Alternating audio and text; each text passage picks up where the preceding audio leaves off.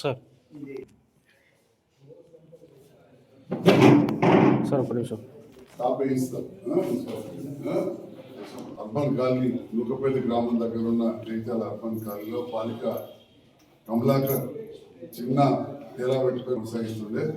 అట్లాంటి తేలా నిన్న current short circuit అయి కరెంటు ప్రాబ్లం వల్ల అది మొత్తం కూడా కాలిపోయింది. కాలిపోయిన సందర్భంలో కాలనీ వాసులు పెద్దలు నాయకులు వచ్చి సహాయం చేయడం జరిగింది. ఒక శాసనసభ్యులుగా వ్యక్తిగతంగా ఒక 5,000 రూపాయలు సహాయం చేస్తూ మరి అదేవిధంగా తహసీల్దార్కి చెప్పి తక్షణ సహాయంగా డిజాస్టర్ రిలీఫ్ కింద దాంతో పాటుగా మున్సిపల్ నుంచి పేదవాళ్ళకి ఏవైతే స్ట్రీట్ వెండింగ్ షాపులు ఇస్తారో దాంట్లో తప్పకుండా ఒక చిన్న షాప్ వేయించి కూడా మంజూరు చేస్తానని చెప్పి సందర్భంగా ఇస్తున్నాం. అదే సందర్భంలో పేదవాళ్ళు నివసించే డబల్ బెడ్రూమ్ ఇళ్లకు ఈ గత ప్రభుత్వ హయాంలో దాదాపు బిల్డింగ్లన్నీ పూర్తయిండే.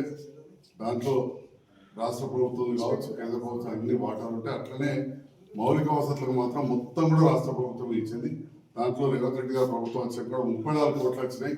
వాటితోటే ట్యాంకు, కరెంటు, ఈ సెప్టిక్ ట్యాంక్ వ్యవస్థ ఇవన్నీ కూడా ఏర్పాటు చేయడం జరిగింది. ఈరోజు భరోసా ఇస్తూ ఉన్నాం.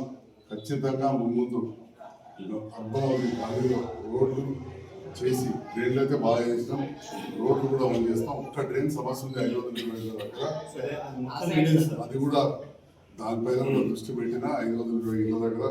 అది కూడా డ్రైన్ విషయంలో ఏంటంటే అంతకుముందు దాన్ని వేరే తోవ తీసి పెట్టింది, అది సరిగ్గా కాయిదాలు చేయక ఇక పాత వాళ్ళ అప్పుల వల్ల అధికారులు కావచ్చు, అప్పుడు రాజకీయ నాయకులు కావచ్చు, ఆ భూదాత అని చెప్పి బోర్డు మీద శిలాపలక మీద వాళ్ళు ఇలా అడ్డం గొడవ పెట్టడం వల్ల ప్రాబ్లం అవుతుంది.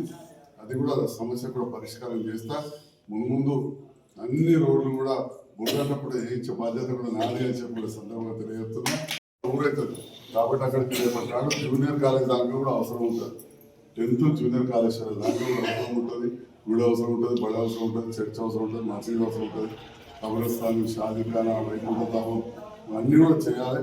మీరు నన్ను గెలిపించారు, అదే నమ్మకంతో తప్పకుండా మీ అందరి అండదండలతో ఆ డబల్ బెడ్రూమ్ ప్రాజెక్టు ఒక మోడల్ ప్రాజెక్ట్గా చేసి తీరుతా అని చెప్పి సందర్భంగా తెలియజేస్తాను.